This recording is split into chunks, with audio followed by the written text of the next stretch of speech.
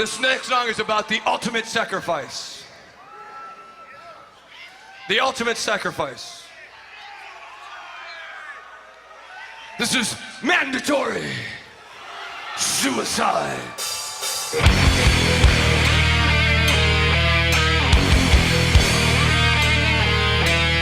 You had to pay to record your first album. Was that a tough decision? Not really. We just, what were we, 18, 19? Yeah, 19. So it's mostly Tom and Tom's family and my family.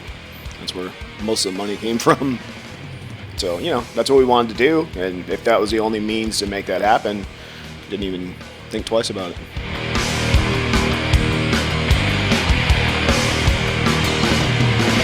How many bootlegs of those early days do you own yourself? I used to tape a lot of the early shows, so I probably have 20 maybe. Because if we weren't playing as frequently as we do now, so yeah, I'd say 20-ish. But through the years, I probably got more. Bootlegs have been an important tool in those days, haven't they? There's a big tape trading thing. The early days, I had tapes of Venom, tapes of Exodus, of course, tapes of ourselves, tapes of Metallica. So, yeah, it was just the same old guys, you know, trading the music. Suicide! Suicide!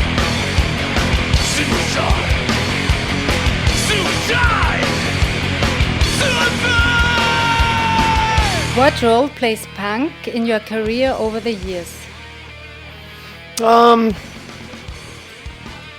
When we started playing, Jeff had gotten into punk, and that's where I know he got a lot of his aggression from in the early days. I got into punk after that.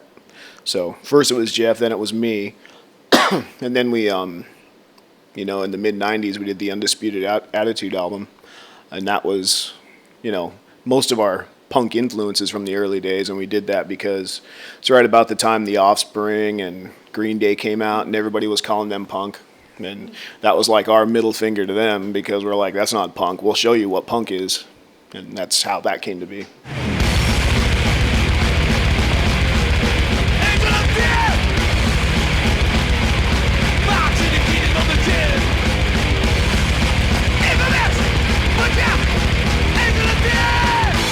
Still a lot discussed is your song Angel of Death. How important is it for you that you help remembering those dark times?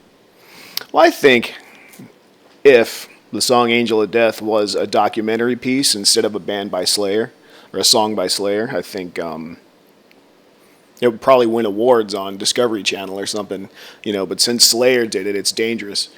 Yeah, I think it's a cool song. It's just reporting history, and it doesn't glorify, or it doesn't, what's the word? Doesn't glorify what happened, but it also doesn't condemn it. It's just saying things how it was. We're under attack, people. Full battle dress.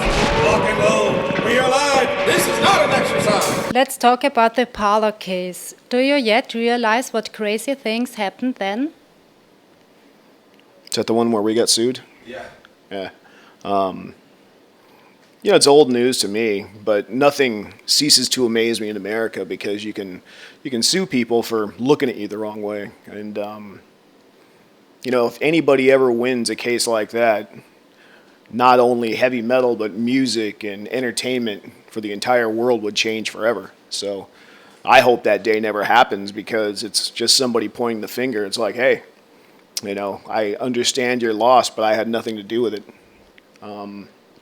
I think the craziest one of all time is the one that they can't remember what the name of the case was, but the one where Judas Priest has to go to court.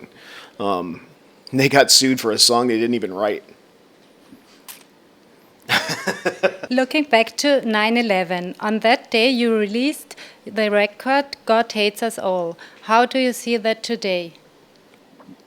Well, I'll never forget what day the record came out. Usually I do. I couldn't tell you any of the other dates any of our records came out except that one. I think it's kind of ironic with the title of it being God Hates Us All and the first song being Disciple. It sounds like Disciple was written about that. So It's kind of ironic. That's, yeah, that makes me understand what a coincidence means.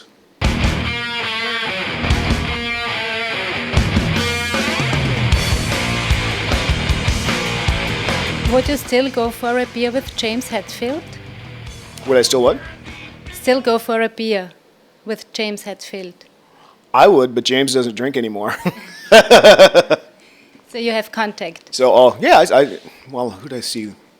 The last time I saw any of them, I saw Lars and Robert. I think James came to our last San Francisco show, but that was going on a year and a half, 2 years. So I haven't seen James in a while. Mulatschag!